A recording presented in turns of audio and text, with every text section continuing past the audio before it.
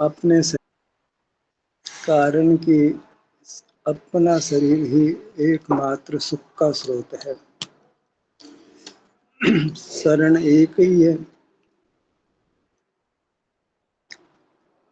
हम ब्रह्म से अन्य पदार्थों को शरण मानते हैं, उनमें अदला बदली करते हैं, पर शरण बिल्कुल बाहर नहीं है। पर पदार्थों को नित्य प्रति बदलते ही रहते हैं और संसार बना रहता है। शरण एक ही है, वह अपने आभ्यंतर अमूर्त शरीर की है, जो बाल गोपाल सबको अनुभव में आता है, पर अनुभव करते नहीं है। बाहर से हटे तो अनुभव में आता है, पर बाहर से हटते ही नहीं है, बाहर ही बने रहते हैं और खेद भी नहीं होता है। आचरण में खड़े होते हैं लेकिन खेद नहीं है, खबर नहीं है क्या कर रहे हैं, किसकी शरण ले रहे हैं, कहाँ से सुख पाना चाह रहे हैं। सुख का स्थान केवल एक ही पदार्थ है, दो नहीं है, अनंत सवाल ही नहीं। और वह ऐसा है जिसमें केवल सुख का ही अनुभव होगा और कोई परिणाम नहीं होगा। वो केवल सुख स्वभावी है। आप उसका आश्रय करते, उसकी शरण में जाते हैं तो आपको वांछित सुख मिल जाता है। अन्य इच्छा करेंगे तो सुख नहीं मिलेगा। सुख अकेला ही सोचता है, उसको किसी का संग स्वीकार ही नहीं। जीव केवल सुख संवेदन रूप है। उसको भले आत्म दर्शन कह दे, आत्म अनुभव कहें, स्व संवेदन कहें, स्वाश्रय कहें, स्वानुभव कहें, शुद्धोपयोग कहें, आत्मानुभूति कहें, नाम अनेक दो, पर केवल जो शरीर को अनुभूत है वही है, वो अनुभव में आता है आराम वेदना के रूप से। उसी का अनुभव सुख रूप से जीव करता है। बस यदि वो परलक्ष्य नहीं करे तो अभी मोक्ष हो उसको, पर परलक्ष्य में पदार्थ सुखद लगते हैं तो ये उनकी ओर दौड़ता है। पदार्थ सुखद लगते हैं पर सुखद नहीं है। पतंगे को रोशनी सुखद लगती है और वो सुखद नहीं है, मृत्यु देती है। मछली को मांस का स्वाद अच्छा लगता है लेकिन तकवा जीभ में लगता है, बाहर आती है और मर जाती है। ये पदार्थ सुखद लगते हैं, हमको भी लगते हैं, मनुष्य हो गए तो क्या। भोजन बहुत अच्छा है, स्वादिष्ट है, सहज ही हमारे भीतर आता है, यही भोजन बनना चाहिए, ऐसा बनना चाहिए। भाई वो सुखद लगते हैं, हम उनको ग्रहण करेंगे और हम कर्म से बनेंगे। और इस प्रकार बनते हैं कि बार बार मरते हैं। बात इतनी सी समझनी थी कि शरण आपको आपका मतलब क्या है। सिर से पांव तक ही तो मैं हूँ, ऐसा अनुभव होता है ना। सिर से पांव तक ये जो शरीर है उसी में हमारा शरीर है, जो सुख का बना हुआ है और किसी से नहीं बना, वो केवल सुख का बना है, अनंत गुणों का नहीं बना है वो। उसका आश्रय करने पर उसका अनुभव उनको होता है। हमको शरीर में तकलीफ नहीं, ऐसा अनुभव हुआ, पर उस अनुभव के समय सुख के अनुभव के अलावा कुछ नहीं अनुभव में है। कुछ और होता तो अनुभव में आता। कमरे में जाते हैं, जितनी चीजें होती है वो दिखाई पड़ती हैं। हम हमारे शरीर में प्रवेश करते हैं, जो शरण है, रक्षा करती का स्थान है, कर्मों से बंद दुखों से रक्षा करने का स्थान है, सिर से पांव तक। जब उसमें प्रवेश करते हैं तो हमें केवल सुख ही अनुभव में आता है। वहाँ वो ज्ञान को बल की बोलना, विचार, स्मृति कुछ नहीं होता वहाँ पे। वो सब पुद्गल के संबंध से होने वाले भाव हैं। आप तो केवल सुख के बने पदार्थ, जिसके हमको वांछा रहती है। भीतर से वांछा सुख की है। ध्यान भी कर रहे हैं सुख के लिए, बल भी चाहते हैं सुख के लिए, पदार्थ भी चाहते हैं, धन चाहते हैं, सुख के लिए चाहते हैं। तो सुख तो है ना अपने पास। जाकर देख लो, सुख मिलता है आपको। किसी बाग में आ जाओ, सिर से पांव तक जरा ठहरो तो यहाँ सुख के अलावा कुछ नहीं। थोड़ा सा कर्म को साफ होने दो, अपने पास आओगे, थोड़ा कर्म साफ होगा तो आपको सुख स्पष्ट भाषित होगा। तत्काल ही तो कर्म का आवरण है, कर्म का उदय है, तत्काल ही सुख भाषित नहीं हो। तो ठहरो तो जरा कर्म को निकलने दो, फिर देखो कितने स्पष्ट रूप से आपको यह सुख अनुभव में आता है। ऐसा सुख अनुभव में आता है कि सारा भौतिक जगत आपको वृथा लगेगा, अनर्थकारी लगेगा। सब धन का प्रेम छूट जाएगा, ज्ञान का प्रेम छूट जाएगा, बल का प्रेम छूट जाएगा, एक भी दूसरे गुण का प्रेम नहीं रहेगा। इधर आते ही सारे विकल्प ही शांत हो जाएंगे, एकदम शांत दशा, वीतराग दशा में राग नहीं है, दुख नहीं है, दुख रही दशा, वेदना रही दशा मिलेगी आपको। कोई स्वर्ग वर्ग कुछ नहीं उसके सामने, वो परमात्मा दशा है, आनंद की दशा है। बस थोड़ा सा आप ठहरे ताकि तो कर्म के बादल को छटने दो। आप अपने में आए हो, कर्म तो भरा पड़ा था, और जैसे जैसे आपके आने से कर्म निकलेगा वैसे वैसे आपको स्पष्ट सुख अनुभव में आने लगेगा। तो वो अनुभव इतना अच्छा होगा, आपको कुछ भी नहीं सुहाएगा, कुछ भी नहीं सुहाएगा, सब अंतराय रूप लगेंगे, सब विघ्न लगेंगे सुख में। सारा जगत का वैभव हो, सारे सिद्ध परमात्मा भी सामने आ जाए, जितने संत हैं वो सामने आ जाएं, सारे शास्त्र सामने आ जाएं, सारे मंदिर सामने आ जाएं, आप अंतर की वृत्ति को नहीं छोड़ोगे। आप अंदर जो सुख आपको लगेगा, सारी दुनिया फीकी हो जाएगी। तो जान लिया कि शरण तो इतना ही है, सुख का स्रोत तो इतना ही है, इससे अधिक नहीं है। पांव से मस्तक से अलावा कहीं शरण है ही नहीं। भले हम बोले कि हम पंचपर्णश्री के शरण में जाते हैं, पर है नहीं वो शरण। आपको आप आगम भी कह रहा, शरण तो पांव से मस्तक तक अपने क्षेत्र की ही है, अपने आकार की ही है, अन्यत्र कहीं शरण नहीं। कोशिश करो, शरण में आओ। इधर उधर कहाँ भटक रहे हो, बाहर कहाँ भटक रहे हो, बाहर क्यों उपयोग खराब करते हो, अपनी वृत्ति को क्यों खराब करते हो, वृत्ति को क्यों मलिन करके दुख भोगते हो।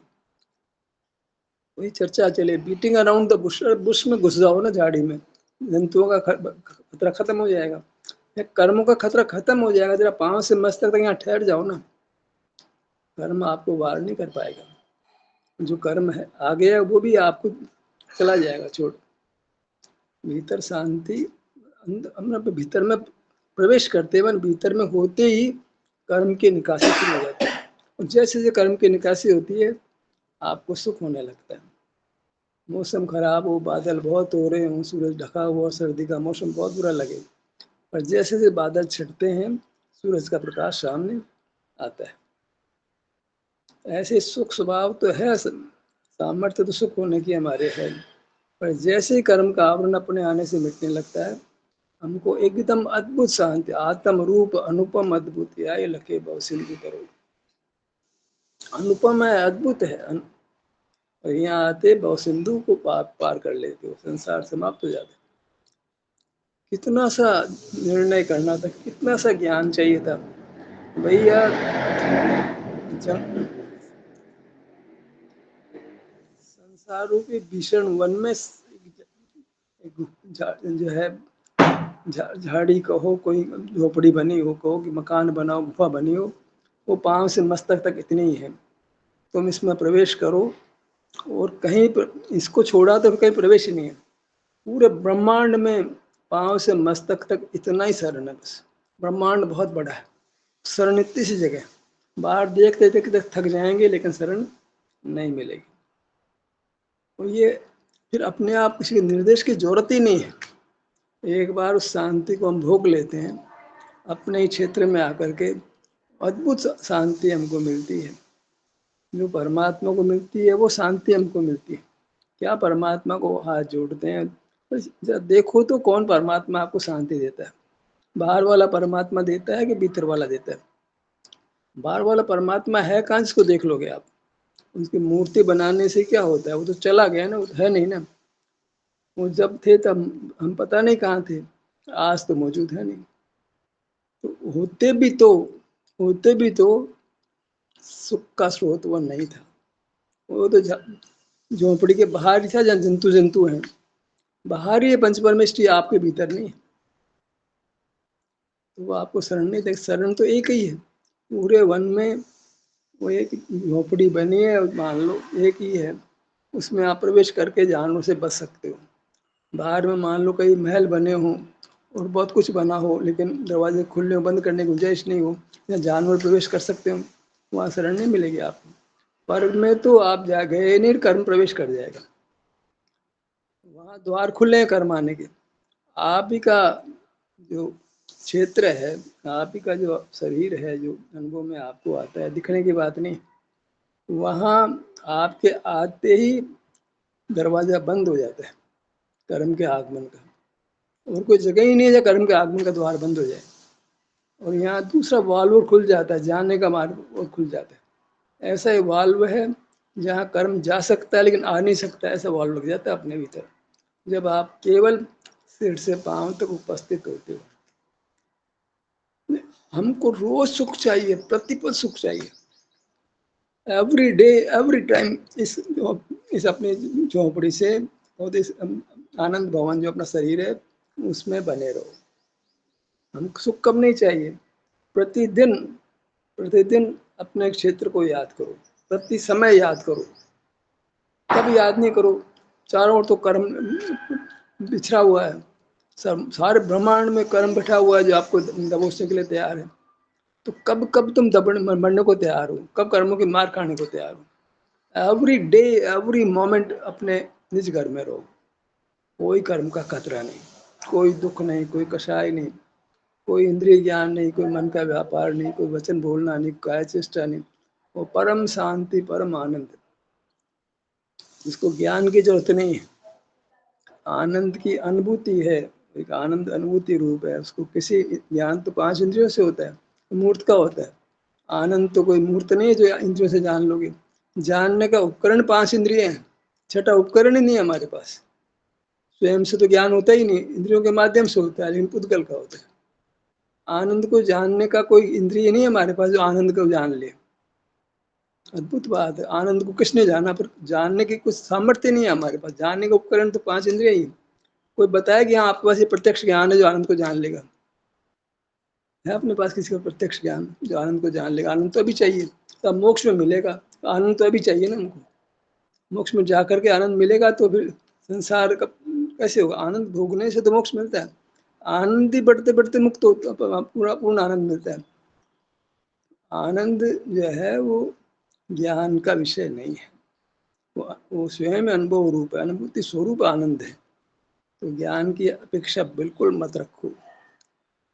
जब आपको जंगल में हो और एक ही झोपड़ी है, एक गुफा बनी है, अब कोई ज्ञान की बात ही मत करो, उसमें प्रवेश कर जाओ। कोई बल की बात ही मत करो, अन्य गुणों अनंत गुणों की बात ही मत करो, बस उसमें प्रवेश कर जाओ बस। यहाँ तो वहाँ तो बाहर प्रवेश करने की बात, यहाँ तो बाहर थे तो बाहर का मुख बंद कर दो बस। बाहर का मुख बंद किया तो कर्म का आगमन का मुख बंद हो गया। जहाँ हमने बाहर का मुख बंद किया वो कर्म का आने का द्वार बंद हो गया, क्योंकि इंद्रिय द्वार से ही कर्म आता है, कसाय से भले बंद होता हो, प्रथम से प्रथम तो आना चाहिए ना, अंदर आके बंदना तो बात की बात है। आने के लिए द्वार चाहिए, उसको आश्रय के लिए द्वार चाहिए। तो इंद्रिय द्वार, कर्म चोर चंगोर सर्वस्व लूटे सुधे नहीं, कर्म चोर सर्वस्व लूट लेते हैं, तुम अंदर इंद्रिय द्वार खोल लेते। तो इंद्रिय द्वार खोलते हुए मूर्त को जानते ही कर्म चारों ओर बिछा हुआ है वो आपके भीतर प्रवेश करके कर्म रूप हो जाता है, और फिर फल तो आएगा उसका। कौन दुख देता है, कौन निमित्त है, कर्म निमित्त है। कर्म निमित्त का निमित्त कौन है, आपका इंद्रिय द्वारों को खोल देना, बाहर देखने लग जाना। बाहर देखना वर्जित है। जैन शासन इतना ही है कि पर को जानना है, मैं मूर्त को जानते हो, मूर्त को जानना वर्जित है। क्यों बनते हो कि मूर्त को देखते जानते हो, हमें तो मूर्त को देखने जाने में आनंद हो रहा है। अब बताओ क्या होगा। मूर्त को देखना जानना वर्जित है और हमें मूर्त को देखने में आनंद हो रहा है। कपड़े बढ़िया है, मकान बढ़िया है, भोजन बढ़िया है, परिवार बढ़िया है, गाड़ी बढ़िया है, सब बढ़िया बढ़िया है। तो पुद्गल में बढ़िया नहीं है भैया। पुद्गल को तो जानते ही बनते हो डंडे पड़ते हैं, पुद्गल को जानते ही डंडे पड़ते हैं। कर्म आकर डंडे देता है हमारे को।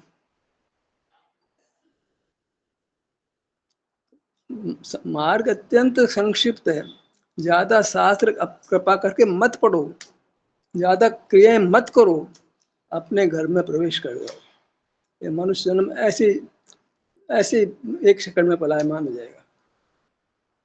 तुम तो भीतर रहो, निकलने की बात ही मत करो, बाहर देखने की जानने की बात ही मत करो। देखने जानने की बात ही दुख देती है, देखना जानना तो बहुत दूर हो। तुम ज्ञाता, ज्ञाता नाम ही बुरा है। ज्ञाता बनते ही कर्म भीतर आता है। जहाँ जानने लगे, मूर्त इंद्रियों से जानते हो, उपकरण आपके पास जानने को नहीं है। जहाँ आपने आंखों से देखा, कान से सुना, नासिका से सूंघा, जीवा से चखा, स्पर्श इंद्रिय से स्पर्श किया, दरिक कर्म ने आकर आपको दबोच लिया। अब देशना भर के लिए बस मूर्त को इंद्रिय ज्ञान कर लो, इससे आगे नहीं चलेगा। ठीक है, आजीविका के लिए थोड़ा जान लेते हो, कुछ खाने पीने के लिए कुछ जान लेते हो, ये बिल्कुल शरीर के धर्म है, उनको निभाने भर के लिए तो मूर्त को जानने की इजाजत है, अन्यथा मूर्त का जानना प्रोहिबिटेड है। आजीविका करने मात्र और अपने शारीरिक आवश्यकताओं की पूर्ति करने, मनोरंजन के लिए नहीं, सुख के लिए नहीं, सुख के लिए मूर्त का जानना कतई अलाउड नहीं है। वो विषय सुख है, उसका अंत बहुत विरस होगा, बहुत खतरनाक होगा। जितना अधिक विषय सुख उतना अधिक कर्म का बंधन। जितना बढ़िया खाओगे उतना बढ़िया कर्म बांधोगे, उतना भयंकर कर्म बांधोगे, क्योंकि आपकी वहां निष्ठा बनेगी। पुद्गल के स्वाद के प्रति निष्ठा बन जाएगी। अरे इतना बढ़िया, ऐसा बार बार मिले, बार बार मिले, एक संस्कार बनेगा विषय सुख का। जितना बढ़िया धार का विषय, उतना ही उसके प्रति संस्कार बलवान होता है। फिर आप उस विषय का सेवन करोगे। तो इसे रूखा सूखा खाओ, मतलब विषय सुख के सामग्री इकट्ठी मत करो। वो एसी में रहना, कूलर में रहना, कि और अच्छे अच्छे भवनों में रहना, तो भैया कर्म आपको उतना ही गाढ़ा बांधेगा, क्योंकि आपकी निष्ठा बनने की विषय विषय सुख के प्रति और अधिक तृष्णा बढ़ेगी। आदि और रूखी बली सारी तो सब जाए, तुम बस तुम्हारा आजीविका रह जाए इतना भर परिग्रह करोगे, इतना बस, पूरा पेट भरने की भी इजाजत नहीं। आदि और रूखी इतने भर से तुम खा पी करके अपने सुरक्षित घर में प्रवेश कर जाओ। थोड़े से टाइम के लिए तुम्हें परमिशन दी जा रही घर से बाहर आने की, और तुम 24 घंटे घर के बाहर रहते हो, धर्म के नाम पर बाहर रहते हो। पाप से पुण्य अच्छा, पाप से पुण्य अच्छा कर क्या रहे हो भैया तुम? क्यों जिनागम का नाश करते हो? बाहर आना जिनागम अलाउ नहीं करता है, ये विचार कहता है, कुशील कहता है। हम कहते धर्म कर रहे हैं, पुण्य कर रहे हैं। अरे कुशील का से पुण्य बनता है क्या? व्यभिचार से पुण्य बनता है क्या? शास्त्र में बुद्धि विचरती है, वो व्यभिचार नहीं है। हम तो समझते 30 मार्क का हो गए, पंडित हो गए, आचार्य हो गए, नहीं चलेगा भाई। यहाँ ज्ञान वर्जित है एकदम, केवल आजीविका मात्र के लिए ज्ञान अलाउड है, वो विषय सुख के लिए नहीं। तुम जिंदा रह जाओ बस, इतना बस, बाकी तो अपने घर में रहो, निकलना बिल्कुल नहीं है। कर्फ्यू लगा लो, सेल्फ, अपना खुद का कर्फ्यू। दूसरा कर्फ्यू तो आप जो है पसंद नहीं करोगे, तड़फड़ाओगे। खुद सेल्फ मॉनिटर्ड कर्फ्यू लगाओ, मुझे अपने घर के बाहर नहीं जाना है, अपने घर में रहना है, वहाँ अपने सुख का एहसास करना। देखो अच्छी तरह से देखो, वेदना नहीं है वो, बस वो आपके लिए सुख समझो। पॉजिटिविटी देखो, ज़्यादा दुख नहीं ऐसा देखो, दुख है तो ज़्यादा दुख नहीं, ऐसे पॉजिटिविटी में आओ। वो कम दुख को ऐसा अनुभव करो कि ज़्यादा दुख नहीं है, तो आप अनुभव कर लोगे। उस कम दुख को भी आप सुख के सामने तोलोगे तो भारी पड़ जाएगा। आपके शरीर में वेदना भी है और आपको उसमें के अपने में ठहरना है, तो उस कम दुख को, उस दुख को कम देखो, इससे ज़्यादा हो सकता था, और आप वहाँ बने रहो। उसको कम दुख को तो हम बहुत भारी कर लेते हैं, जरा सी बात पे डॉक्टर के पास भागते हैं। अरे भाई कम दुख है, इससे बहुत ज्यादा दुख हो सकता है भैया भाई। और कौन सा डॉक्टर बीमा गारंटी दे रहा है ठीक कर देगा आपको? दे रहा तो गलत दे रहा, क्योंकि कर्म तो उसके हाथ में है ही नहीं। कर्म को तो हमने निकालना है, डॉक्टर थोड़ी निकालेगा कर्म हमारा। इतने कर्म, जो भी कोई कर्म है उसको निकालने का दायित्व तो हमारे पर, डॉक्टर के पास नहीं है। तुम अपने में रहोगे तो कर्म निकलेगा, बगैर दवाई के निकलेगा, बगैर उपचार के निकलेगा। चेनागम तो एक ही उपचार है, स्थिर हो बैठो अपने धाम, सिर से पांव तक यहाँ रहो, यही उपचार है। दुखों का यही ट्रीटमेंट है, रोगों का यही ट्रीटमेंट है। संसार खत्म होता है तो रोग क्या चीज है? सारे दुख खत्म होते हैं जब व्यक्ति जंगल में किसी गुफा में, झोपड़ी में जहाँ जानवर प्रवेश नहीं कर सकते उसमें चला गया।